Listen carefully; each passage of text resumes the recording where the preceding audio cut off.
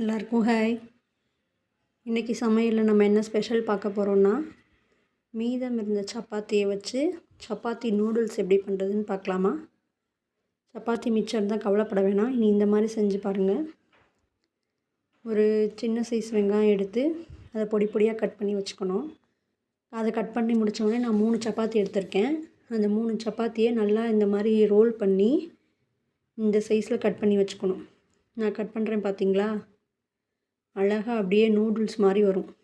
நல்ல நீளமாக சப்பாத்தி சாஃப்டாக இருந்தால் இன்னும் டேஸ்ட்டாக இருக்கும். எவ்வளோ பொல பொலன்னு இருக்குன்னு பாருங்கள். இந்த மாதிரி அளவுக்கு நம்ம நீளமாக கட் பண்ணி வச்சுக்கணும். பார்த்திங்களா எவ்வளோ பொலன்னு இருக்குன்னு.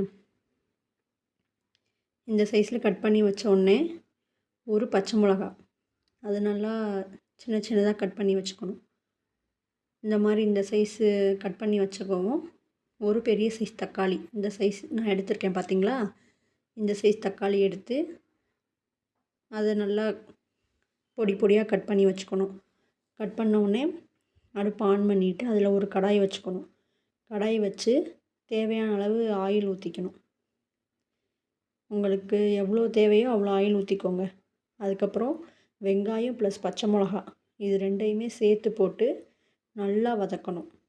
இந்த ஒரு கண்ணாடி பதம்னு சொல்லுவாங்கள்ல, அந்தளவுக்கு நல்லா வதக்கிட்டு அதில் தக்காளி ஆட் பண்ணணும். வெட்டி வச்சுருந்தோம்ல ஒரு பெரிய சைஸ் தக்காளி, அதையும் சேர்த்து ஆட் பண்ணணும். ஆட் பண்ணிவிட்டு அந்த தக்காளி வேகிற அளவுக்கு உப்பு சேர்த்துருக்கேன். அந்த உப்போடு சேர்த்து தக்காளி நல்லா கொஞ்சம் குழைய வதங்கணும். அப்போனா தான் இந்த 3 சப்பாத்திக்குரிய கிரேவி பதம் அதெல்லாம் நல்லா கிடைக்கும். அதுக்கப்புறம் ஒரு 1/2 டீஸ்பூன் தனி மிளகாய் பொடி, 3/4 டீஸ்பூன் கரம் மசாலா, கொத்தமல்லி பொடி 1/2 டீஸ்பூன். இதை நல்லா 3ஐயும் சேர்த்து எண்ணெய் பிரிஞ்சு வர வரைக்கும் வதக்கிட்டு 3 சப்பாத்திக்கு நான் ஒரு முட்டை தான் எடுத்திருக்கேன். போதும் அப்படின்ட்டு ஒரு முட்டை அதை போட்டு நல்லா ஒரு 3/4 பதம் வேகிற அளவுக்கு நல்லா வேக வச்சுக்கணும்.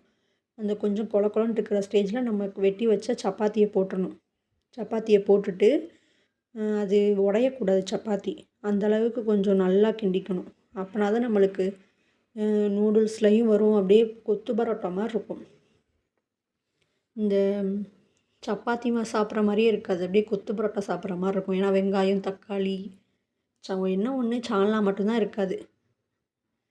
அப்படியே கொத்து பரோட்டா டேஸ்ட்டில் இருக்கும். இதை அதுக்கப்புறம் நான் சாப்பாட்டுக்கு காலைல சாப்பாடு தான் செஞ்சுருந்தேன்.